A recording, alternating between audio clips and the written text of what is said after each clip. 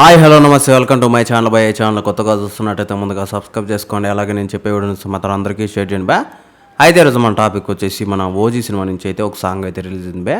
నిజానికి ఈ సాంగ్ విన్న తర్వాత నాకు ఒక్కటే అనిపించింది, అరే ఏంట్రా బాబు, ఒకవేళ మనం థియేటర్లో ఉంటే ఇలాంటి సాంగ్స్ పెడితే అసలు మనకి హార్ట్ అటాక్ వస్తుందేమో అనిపిస్తుంది బే. అంత రేంజ్లో అనిపించింది నాకైతే. అంటే ఇలాంటి ఇంగ్లీష్ వర్డ్స్తో అంటే కొన్నిసార్లు మన బక్కోడే కొడతాడు, ఈసారి మన బండోడు కూడా కొట్టిండు, అది బక్కోడిని మించి కొట్టిండు అని చెప్పేసి నేనైతే అనుకుంటున్నాను భయ్య.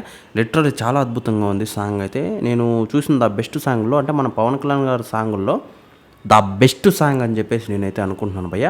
లిటరల్లీ చెప్తున్నా కదా, వేరే రేంజ్ ఉంటుంది నాకు తెలిసినంత వరకు. ఇప్పటిదాకా మనం ఇలాంటి సాంగ్ అయితే అసలు మన టాలీవుడ్లో ఎక్స్పెక్ట్ చేసిండము, అలాంటి సాంగ్ అని చెప్పేసి నేనైతే అనుకుంటున్నాను భయ్య. ఇంకా ఇది థియేటర్లో మనం ఇంటి ఎలా ఉంటుంది, అసలు మనకు మైండ్ దొబ్బుద్దని చెప్పేసి దాన్ని మాత్రము ఎటువంటి డౌట్ లేదు భయ్య. ఎందుకంటే మామూలు మనం ఫోన్లో వింటుంటేనే అసలు గూస్ బంప్స్తో ఒక రేంజ్లో అయితే ఫీల్ అవుతున్నాము, ఇంకా థియేటర్లో ఎలా ఉంటుంది అని చెప్పేసి ఆలోచిస్తేనే భయం వేస్తుందని చెప్పచ్చు. నిజంగానే భయ్య, ఇప్పటిదాకా వచ్చిన సినిమాల్లో అసలు గ్యాంగ్స్టర్ సినిమాల్లో కావచ్చు, ఏ సినిమాల్లోనే కావచ్చు, ఈ సినిమా ద బెస్ట్ అని ఉంటుంది అని చెప్పేసి చాలామంది అయితే చెప్పుకుంటూ వస్తున్నారు. నా ఒపీనియన్ కూడా అదే భయ్య. ఎందుకంటే మన సుజీత్ గారు చిన్నప్పటి నుంచి మన పవన్ కళ్యాణ్ గారికి ఎంత వీరాభిమానం మనందరికీ తెలిసిన విషయమే.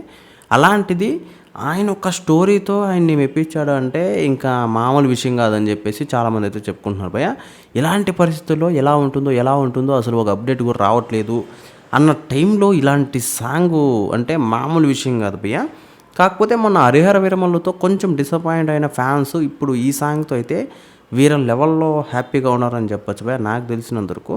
అంతేకాకుండా ఈ సాంగ్ అయితే భారీగా ఉండబోతుంది థియేటర్లో అని చెప్పేసి అయితే నేనైతే అనుకుంటున్నాను భయ్య. అయితే ఈ సాంగ్ గురించి మీరేమనుకుంటున్నారో కింద కామెంట్లో తెలియజేయండి భయ్య. మర్చిపోకుండా తప్పకుండా దయచేసి.